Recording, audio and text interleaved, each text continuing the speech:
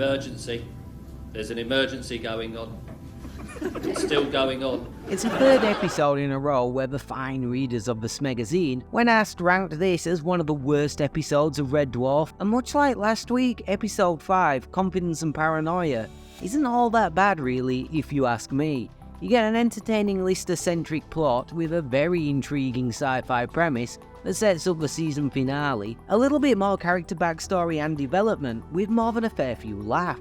So let's just jump straight into the review and take a look back at it all. Much like last week, we open on the bridge, this time with Lister watching a film being constantly interrupted by a very bored Holly, as he has read every single book in existence. And the worst book ever written is apparently Football, It's a Funny Old Game by Kevin Keegan.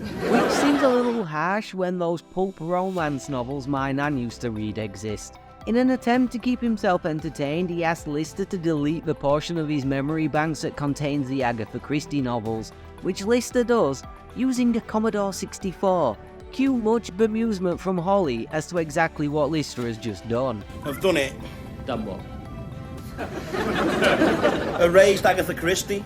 Who's she then? This leads to him spending the rest of the episode being obsessed with the Poirot novels, and not much else really. The next scene sees Lister once again being interrupted, this time by Rimmer, with this setting up the main plotline for this week's episode, one that has an interesting sci-fi premise of a mutated space flu that causes the sick person's fever dreams to become real. This all comes about because Lister went to the officer's block earlier that morning to go look at Kochanski's dream recorder, and Rimmer replies he hadn't quite gotten around to decontaminating it yet.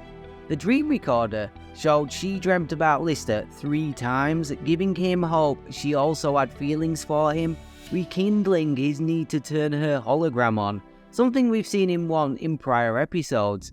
A thought that Rimmer instantly shoots down with one of the funnier comebacks. Rimmer, you don't know what love is. Oh yes I do, Lister.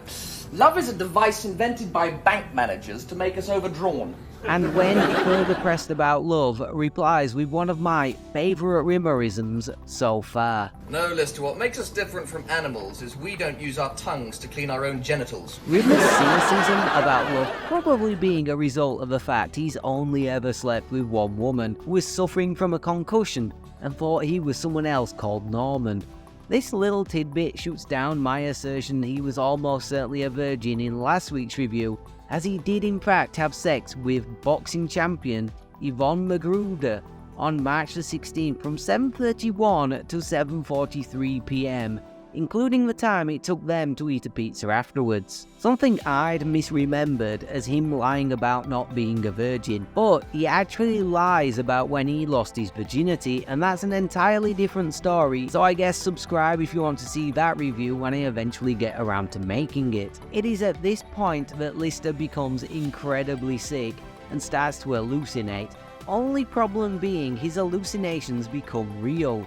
First we see fish falling from the roof of the sleeping quarters, then we see the mayor of Warsaw spontaneously combust, then Lister's own confidence and paranoia manifest as human beings.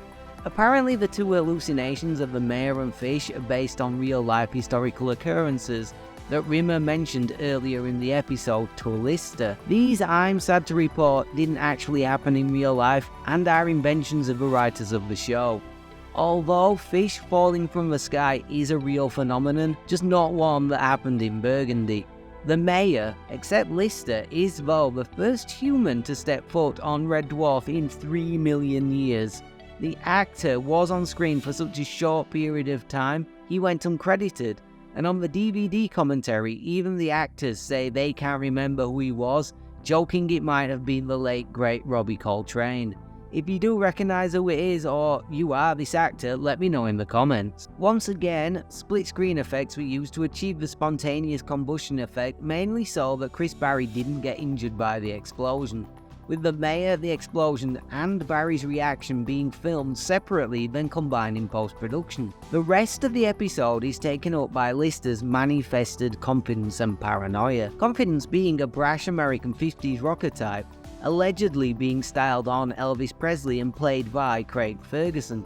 telling him such confidence-boosting things as, Davy, baby, what can I say? Is he the greatest, most handsome, fantastic person ever, or am I insane?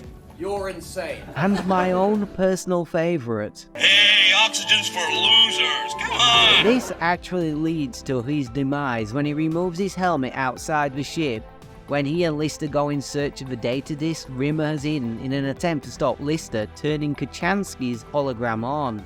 The outside of the ship was actually a specially made full-size set, and they exploded a full-size dummy of confidence for his explosive comeuppance. Paranoia, played by Lee Corns, is a slimy, snivelling, pathetic individual. It kind of reminds me of an evil headmaster you'd get in a Roald Dahl book. Not much else to say about him, seeing as he gets killed off screen by Confidence after maybe 2 scenes. So I'll move on to the end of the episode, which brilliantly sets up the series finale. Throughout the first series, Lister's yearning for Christine Kochanski has been a fairly regular constant, with him asking Rimmer on more than one occasion to let him turn on Kochanski's hologram, something that Rimmer refuses, as Holly can only sustain one, and he rightly fears that Lister will never turn him back on again once he gets the companion he so desires. Personally, I've always thought that Lister would be better off not getting Kochanski's hologram turned on because she can't actually touch him as a hologram. She'd much like Rimmer only exist as a projection, not to even mention the risk she'd turn him down. Something Rimmer takes great delight in reminding him of. Why didn't I ask her out? What's the worst she could have said?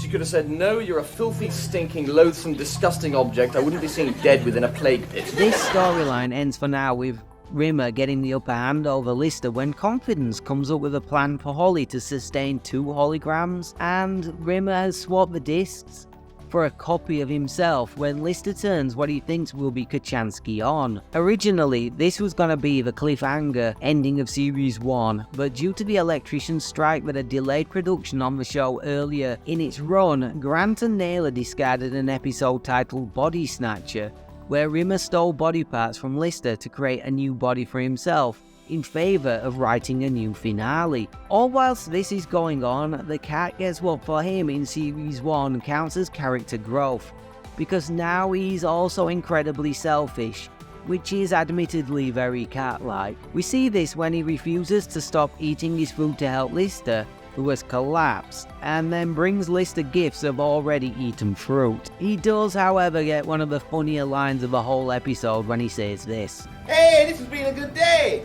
I've eaten 5 times, I've slept 6 times, and I've made a lot of things mine. Tomorrow, I'm gonna see if I can have sex with something. I think the writers, in an attempt to make him more cat-like, maybe made him too one-dimensional a character in that regard in Series 1. Overall, Episode 5 is a pretty decent Red Dwarf yarn. The sci-fi premise of a virus that manifests hallucinations into reality is a really good one, and they exploit it fairly well here, although I think they could have gone a little bit darker with what Lister actually manifests. It also concludes the Kochanski hologram narrative in a satisfying manner, with an unexpected turn that sets up the final episode.